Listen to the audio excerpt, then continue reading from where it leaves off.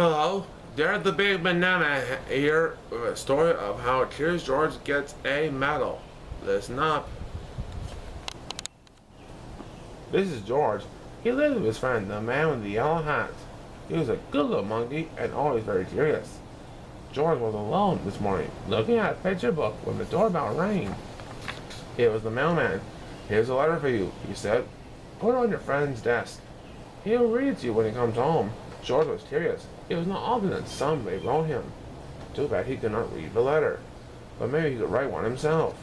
In the top drawer of the desk there was paper and ink and a fountain pen. George sat down on the floor and began to write, but the pen was dry. It needed ink.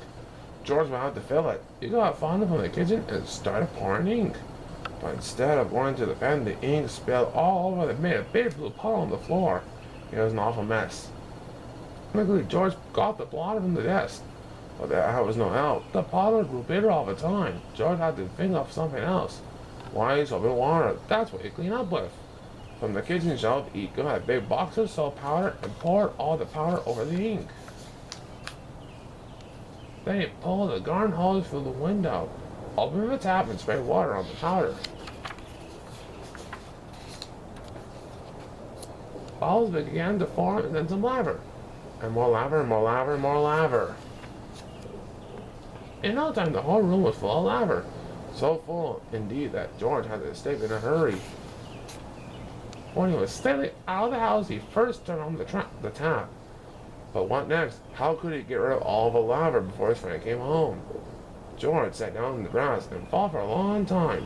Finally, he had an idea. He would get the big shovel and shovel the laver out of the window. But where was the laver? While George had been outside thinking, it had all turned into water. Now the room looked like a lake and the furniture like islands in it.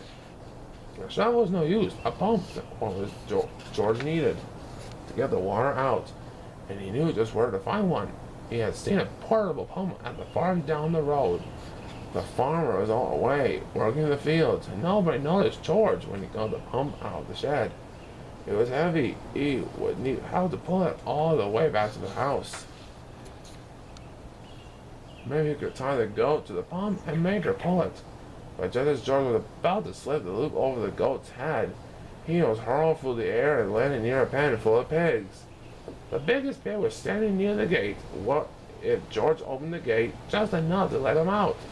A big pig could easily pull a small pump. Carefully, George lifted the latch, and before he knew it, all the pigs had burst out of the pen, grunting and squealing, and trying to get away as fast as they could. George was delighted. He had never seen anything like it. For the moment, all his troubles were forgotten. But now the pigs were all gone, and not a single one was left to help him with the pump. Luckily, there were cows grazing nearby. Cows are gentle and strong. It would mean nothing to a cow to pull the pump for him. This time George was right. The cow did not mind being tied to the pump. She even let him climb on her back, and off they went. George was glad. Now he would soon be home. Pump out the room, and everything would be all right. Meanwhile, the farmer and his son had heard the squealing of the pigs. They rushed home from the fields and now had their hands full counting all the pigs. Not until the last pig was safely back in the pen did they have time to look around. But what did they see? A little monkey riding on the cow, making off with the pump. The chase was on. George and the cow were ahead at first, but the pump was slowing them down. The farmers were getting closer and closer. Now they had almost caught up with them. But where was George? Here he was, hiding in his shirt. The farmer had run past him, but on the way home, they had become head over the same road. George did not feel safe in his hiding place. Just then a truck came rattling down the road. George jumped aboard. Monkeys are good at jumping, and was gone before the farmers had a chance to see him. The truck drove to a part of a town that George had never seen before. It stopped in front of a large building. It was a museum. George did not know what a museum was. He was curious. While the guard was busy reading his paper, George slipped inside. He walked up the steps and into a room full of all sorts of animals. At first, George was scared, but then he noticed that they did not move. They were not alive. They were stuffed animals put into museums so that everybody would get a look at them. In the next room, George saw something so enormous it took his breath away. It was a dinosaur. George was not scared this time. He knew it was not real. He looked at the dinosaur, then at the baby dinosaur. Then he saw the palm tree full of nuts. George liked nuts. Suddenly he felt very hungry. He had missed lunch that day. He would climb up, and just then he heard footsteps. He had to hide again, but where? A family came in to take a look at the dinosaur. They paid no attention to the little monkey who was standing there. The monkey did not move. He stood so still. They thought he was just another stuffed animal. George was glad that when they were gone, now he could pick up the nuts. He climbed up the dinosaur's neck and started to pull, but the nuts would not come off. George did not know they were not real either. So harder and harder, the tree began to sway. Crash! Down came the tree and on the dinosaur's head. Down came the dinosaur. Down came George. Guards came rushing from all sides. Underneath the falling dinosaur, they found a little monkey. They pulled him out of there and brought him to Professor Wiseman, who was the director of the museum. Professor Wiseman was terribly angry. Lock that naughty monkey up right away, he said. Take him out to the zoo. He must have run away from there. George was carried off in the cage. He felt so ashamed that he almost wished he was dead. Suddenly the door opened. George! Somebody shouted.